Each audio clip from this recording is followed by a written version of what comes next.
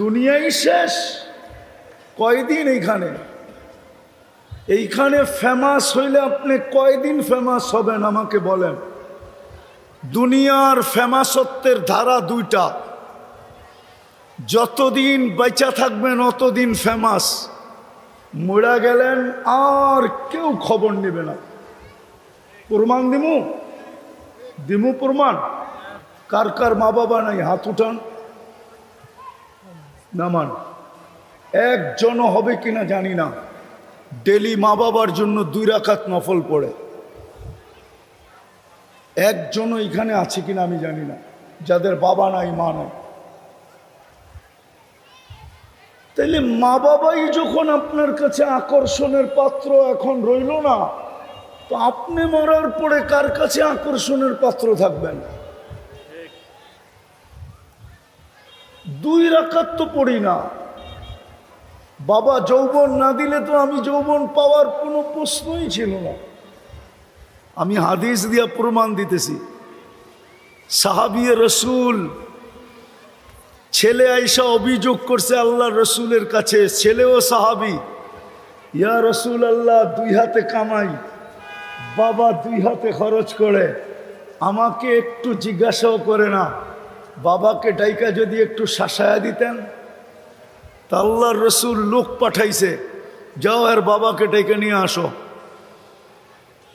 আরেকজন সাহাবিকে পাঠাইছেন, যা বলছে আল্লাহর রসুল ডাকে, বলছে অবেলা, বলছে তা বলতে পারবো না। বলছে আল্লাহর রসুলের কাছে কে আছে? তোমার ছেলেকে বসা দেখছি। বাপের মন গায়া ফেলছে, যে কোনো অভিযোগ হবে, নাইলে অবেলা কেন ডাকবে? তো বাপ মনে মনে কবিতা পড়তে পড়তে যাইতেছিল, মনে মনে, না জিব্বা হেলাইতে ছিল না ঠোঁট নড়তে ছিল। জিবরিল আলাইহিস সালাম আয়েশা বলছে আসতেছে আসামি, সালাম দিবে, জবাবটা দিয়া কবিতাগুলা শুনে নিবেন। ওই কবিতাগুলা কিতাবে আছে, ওলামারা ইচ্ছা করলে পড়তে পারে। ওই কবিতা লম্বা কিতাবে আছে, খুঁজলে পাবেন আপনি। তো যেটা বলতেছিলাম, তো সালাম দেওয়ার পরে আল্লাহ রসুল জবাব দিয়া বলছে কবিতা শোনাও। বলছে আমি তো মনে মনে আবৃত্তি করতেছিলাম। মান আম্বা আকা, আপনাকে খবর দিল কে? তো আল্লাহ রসুল বলে নব্বানি আল আলিমুল খাবির, আল্লাহ জানায়া দিছে, বল কবিতা। কিন্তু আল্লাহর রসুলও জানা ছিল যে এই কবিতা আমাকেও কাঁদাবে, কেননা উনি আব্বাকে দেখেন নাই। মনের ভিতরে বাপের জন্য একটা শূন্যতা ছিল। তো আমি 2-4টা শুনাইতেছি তর্জমা। সাহাবী বলতেছিল যে একা ছিলাম, ভাবতেছিলাম 2 জন হব, 2 জন হইলাম, তো 2 জন মিলেই ভাবতেছিলাম আমাদের কোল ভরবে।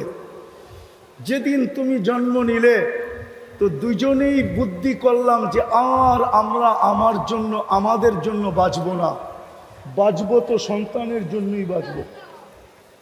প্রত্যেক মা বাবা কিন্তু সন্তানের জন্যই বাঁচে, ঠিক না? জানি না এখানে কোনো অটোওয়ালা আছে কিনা। প্রত্যেক অটোওয়ালা ডেলি 2-4-50টা না 100টা গালি খায়া বাড়িতে ফিরে, ঠিক না? মনে হয় বুঝাইতে পারিনি। আবার যদি যুবকদের হাতে পড়া যায়, তো ডেলি 2-4টা থাপ্পড় খায়ও বাড়িতে ফিরে, ঠিক না? সত্য তো। কিন্তু পরের দিন তো উচিত ছিল, আত্মমর্যাদা এটাই বলা উচিত ছিল, করা উচিত ছিল যে পরের দিন আর অটোতে হাত লাগবে না। কালকে 100 গালি খাইলাম, 3টা থাপ্পড় খাইলাম, আজকে কেন আবার অটো হাতে নিব? পরের দিন হাতে নেয় না? কেন নেয়? বউ বাচ্চা আছে এই জন্য নেয়। বউ বাচ্চা না থাকলে কোনোদিন হাতে নিত না। শ্রমিক পেশার মানুষগুলা, হায় হায় হায়, ওদেরও আত্মমর্যাদা আছে, যদিও আমার সমাজ বোঝে না। চাকরি যারা করে অন্যের কাছে, ওই চাকরদেরও কর্মচারীদেরও আত্মমর্যাদা আছে, কিন্তু ডেলি 2-4-20টা গালি খায়া বাড়িতে ফিরে। শুধু বাইচা আছে সন্তানের জন্য, বউ বাচ্চার জন্য। সাহাবিয়ে রসুল বলে, আমরা ভাবতাম যে আজ এখন বাঁচবো তো তোর জন্য বাঁচবো। আমি সংক্ষেপ করতেছি। তো সাহাবিয়ে রসুল বলতেছিল, তুই তো আমাকে একজন হিতাকাঙ্ক্ষীও ভাবতে পারতি, একজন হিতাকাঙ্ক্ষীও তো ভাবতে পারতি, বাপ না ভাবতি, একজন হিতাকাঙ্ক্ষী ভাবতি, একজন সহযোগী ভাবতি, একজন সহানুভূতিকারী ভাবতি। তুই আল্লাহর রসুলের কাছে আমার বিরুদ্ধে অভিযোগ দিলি তো দিলি কি করে? সে যখন পুরা ছন্দ শুনানোর পরে মোহাম্মদুর রসুল্লাহর চোখ বায়া পানি পড়তে পড়তে দাড়ি ভিজা বুকের ভিতরে পড়তেছিল, কারণ আব্বাকে তো দেখেন নাই। কবিতা যখন শেষ, তো যুবকের কলার ধরে বলছে, কুম উঠ, আন্তাওয়া আবুকা আন্তাওয়া মালুকালি আবিকা, উঠ, তুই আর তোর মাল তোর বাপের জন্য, তোর বাপের বিরুদ্ধে অভিযোগ। তো যেটা বুঝাইতেছিলাম, আকর্ষণ কতক্ষণ, বাবা ছিল যতক্ষণ, মা ছিল যতক্ষণ। বাদ দিলাম নামাজ, এই উম্মতকে তো আল্লাহ সুযোগ দিছেন দেখা। বললাম না, এই উম্মতের সাথে আল্লাহর ইয়ারি, দুস্তি, প্রেম, প্রীতি, ভালোবাসা, স্নেহ, মায়া, মমতা আর হবে না কেন? আমাদের পরে তো উম্মত নাই, আমাদের নবীজির পরে তো নবী নাই, আছে নাকি? জোরে তো কয় না দেখি, আছে না? বিশ্বাস করেন? হ্যাঁ, কে কে বিশ্বাস করেন আমাদের নবীজির পরে নবী আছে? হাত উঠান তো দেখি। আছে?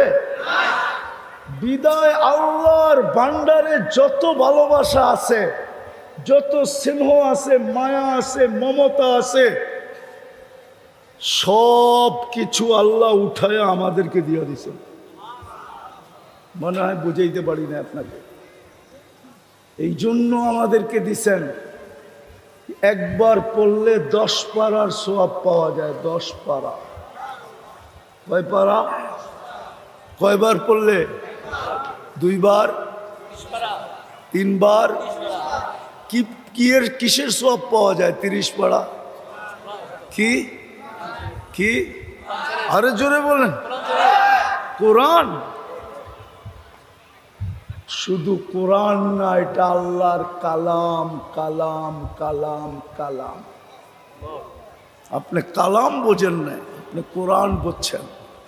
কালাম বুঝতেন যদি আমার মতো তুর পাহাড় দেখতেন। তুর পাহাড় দেখেন না তো কালাম বসবেন কোথেকে? ওইখানে গেলে মনের ভিতরে প্রথম ধাক্কা দেয় যে মুসা আলাইহিস সালাম তো এইখানে দাঁড়াই কথা বলতেন, ঠিক না? ঠিক না? হ্যাঁ, মুসা আলাইহিস সালাম কথা বলতেন, ঠিক না? আল্লাহ তো নিজের কালাম উঠায় আমাদেরকে দিয়া দিয়েছেন। মুসা আলাইহিস সালাম নিজে কথা বলে উঠায়া দিয়া দিলাম, আমি তোর লগে কথা বলবো। কোরআন তো হইল আল্লাহ আমাদের সাথে কথা বলে। কোরআন তো শুধু কালাম না, আল্লাহর সাথে কথা বলার জন্য তো আমাদেরকে নামাজ দিছিলেন। আমি যখন দেখতে গেছি তো আমার মনে এই খটকাই ছিল যে মুসা আলাইহিস সালাম তো এইখানে কথা বলতেন, কিন্তু আল্লাহই মনে সান্ত্বনা দিছে যে কথা বললেও তো এইখানেই বলতে পারতো, আর কোথাও তো পারতো না। দিনের ভিতরে একটা সময়ই বলতে পারতো, এরপরে তো আর পারতো না। আবার ওই কথা বলারও সীমা রেখা ছিল। ও উম্মতে মোহাম্মদী, ও বন্ধুর উম্মত, তোকে তো আমি 23 ঘন্টা কথা বলার সুযোগ দিছি। 23 ঘন্টা। কয় ঘন্টা? সুবহানাল্লাহ, তো আসতে বললেন। 23 ঘন্টা, শুধু 3 বেলা 20 মিনিট 20 মিনিট 1 ঘন্টা, সূর্য ওঠার সময়, তাও মানে আমি ভুল বলছি, আমাদের মুফতি সাহেব রহমতুল্লাহ আলাই বসুন্ধরার উনি বলতেন 10 মিনিট। সূর্য ওঠার সময় 10 মিনিট, ডুবার সময় 10 মিনিট, আর যখন মাথার উপরে আসে 10 মিনিট, বা 15 মিনিট ধরলাম, 45 মিনিট। এতটুক কথা বলা নিষেধ। বাকি পুরা 23 ঘন্টা যদি আপনি কথা বলতে চান তো অনুমতি আছে। মুসাল্লি ইউনাজি রব্বা, নামাজি আল্লাহর সাথে কথা বলে। আর যখন কোরআন পড়তে থাকে তো আল্লাহ স্বয়ং ওই বান্দার সাথে কথা বলতে থাকে। কিন্তু 3 বার সূরা ইখলাস পড়েও তো মা বাবাকে দিই না। কয়জন আছে এখানে ডেলি 3 বার সূরা ইখলাস পড়া, যে আল্লাহ 1 খতম কোরআনের সওয়াব হইলো মা বাবাকে দিয়া দিয়েন, তাইলে তো 365 দিনে 365 কোরআন খতম হতো।